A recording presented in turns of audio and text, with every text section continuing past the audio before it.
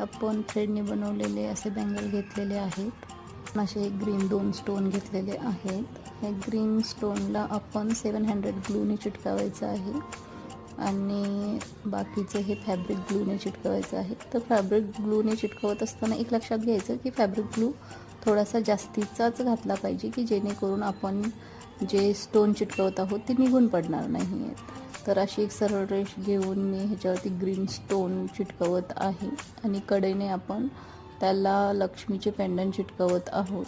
तुम्हाला लक्ष्मीचे पेंडंट मिळतील, त्याचे थोड्या छोट्या कड्या असतात त्या कट करून घ्यायच्या आहेत। अशा प्रकारे संपूर्ण बँगलला तुम्ही कुंदन व महालक्ष्मीचे पेंडंट चिटकवून असं सुंदर ही अशी बँगल तयार होईल।